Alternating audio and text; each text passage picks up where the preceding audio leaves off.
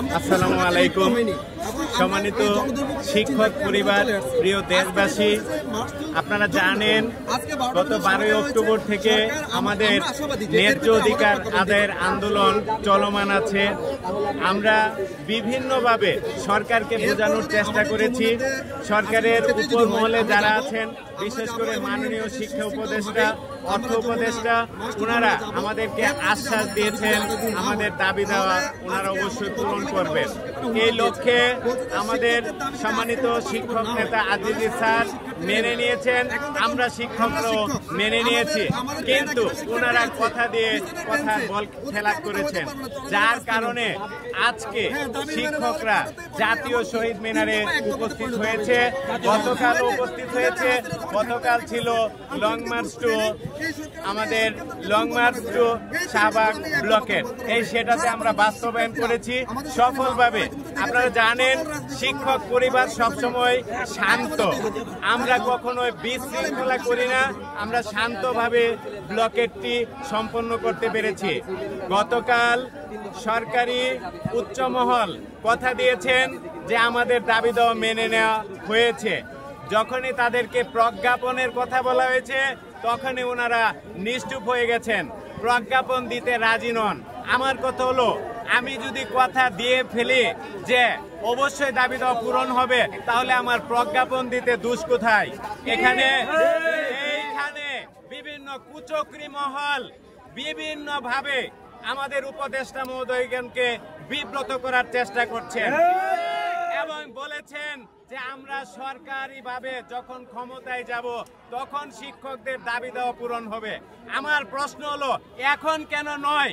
আপনারা সরকার গঠন করে আমাদের জাতীয়করণ করবেন, এই ধরনের কথা দেন, কিন্তু এখন আমাদের দাবির সাথে আপনারা কেন একাত্মতা পোষণ করছেন না? কেন আমাদের সাথে সহমতে আসছেন না? আমরা আজকে যারা এখানে সমবেত হয়েছি, আমাদের এই দাবি ছিল মাত্র 3টি: 20% বাড়ি ভাড়া, 1500 টাকা চিকিৎসা ভাতা এবং 75% উৎসব ভাতা।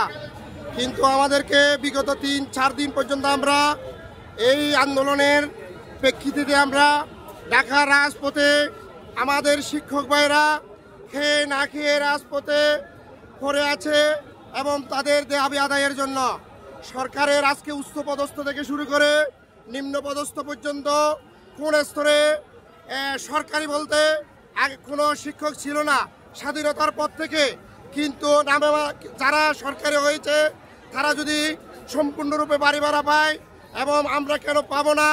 আজকে সরকারের সর্বমহলে যারা পদস্থ হয়েছে, চাকুরিরত আছে এবং বিভিন্ন পদে আদিষ্ট হয়েছে, তারা সবাই বেসরকারি এমপিভুক্ত শিক্ষা প্রতিষ্ঠানের ছাত্র ছিল। তাদের প্রতি আমাদের সদয় হওয়া উচিত। তারা আমার ছাত্র না হলেও আমার মতো যারা শিক্ষকতা পেশায় এমপিভুক্ত শিক্ষকতা পেশায় যারা ছিল তাদেরই ছাত্র। এবং সুতরাং আজকে যারা আছে অনেক আমাদের ছাত্রছাত্রী বিভিন্ন প্রতিষ্ঠানে, বিভিন্ন সরকারি কলেজে, সরকারি হাই স্কুলে এবং সরকারি বিভিন্ন প্রতিষ্ঠানে তারা কর্মরত আছে। তারা যদি সরকারিভাবে যদি বাড়ি ভাড়া পেয়ে থাকে, আমরা কেন পাবো না? আমরা দেশবাসীদেরকে জানিয়ে দিচ্ছি, এটা আমাদের সর্বশেষ আক্ষেপ এবং সর্বশেষ কাকুতি।